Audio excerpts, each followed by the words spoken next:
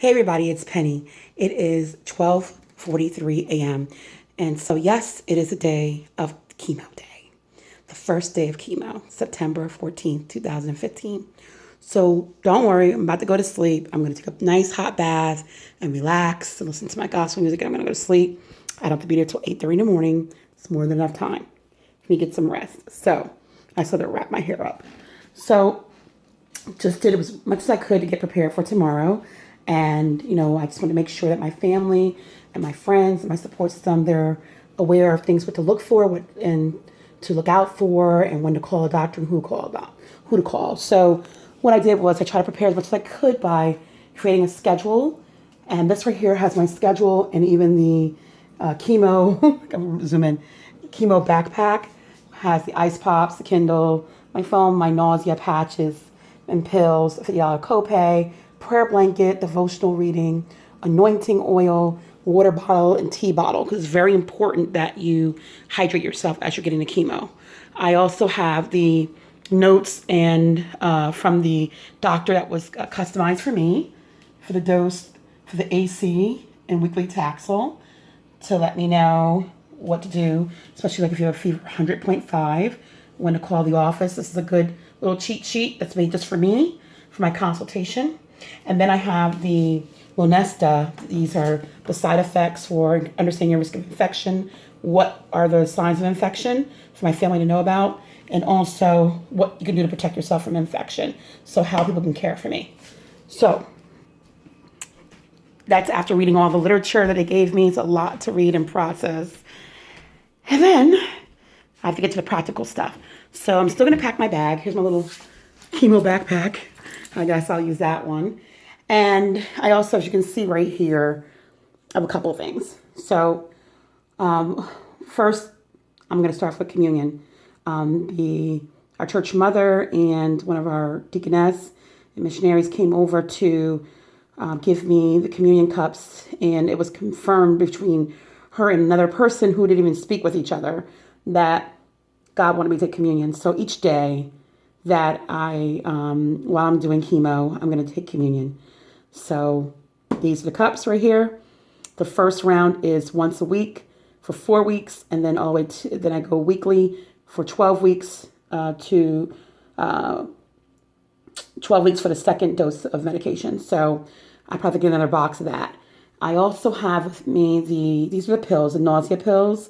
These nausea pills are to be taken if you have breakthrough nausea, because they give you a nausea injection when you first get to, I get a nausea injection when I first come to get to chemo, start my chemo, and then I wear this in Cuso. This is a patch that I wear while the chemo is being administered, and I wear this for 5 to 7 days. And this is so that you will ward off, it's stronger than like a scopolamine patch, like motion sickness. This is expensive stuff. It's like $1,000 medication right here. And my insurance covers it, and I pay $26.20. So I take that. Any breakthrough nausea, you have this medication, which is, prochlorperazine. Okay, prochlorperazine. And this is for nausea. I also have B complex because I know that the chemo breaks down your white blood cells and your red blood cells. That's why you feel lethargic with the red blood cells. So B complex will help you with not being anemic. It just aids in it. I mean, if you're gonna be anemic, you're gonna be anemic. I already am starting off as borderline anemic anyway with 11.3. I think my hemoglobin level was. So I have so again, start with my communion. So I got my communion cups right here. And then I take my other things. And also, good old laxatives. Chemo will either give you, for the most part, it will give you, you'll be constipated.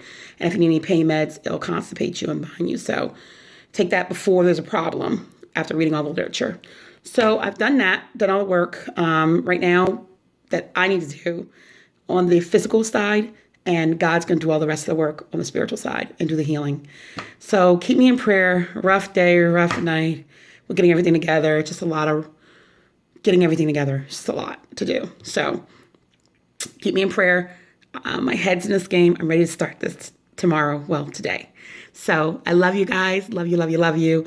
And if I'm not feeling well, my husband then will update you on how I'm doing. But otherwise, expect for me to give you a video tomorrow after chemo. So I need you from 8:30 a.m. until at least 12:30 to pray for me. And those of you who can fast, fast. So you pray for me, you fast, that I will come through this. And at the first chemo session and every other subsequent chemo session is a success, and I will have a complete response, and that I am cured of this. So God is able to do exceedingly abundantly above all I can ask or think of. He's a healer. He's a provider. He's done it before. The same God who's done more things, well, other things in my life, can do this. He's healed me before from thyroid cancer in 2008. He can heal me from breast cancer in 2015. And he can cleanse my body because he's a waymaker. So I'm going to stay in survivor mode. I need you to stay in believing mode and touching and agreeing mode.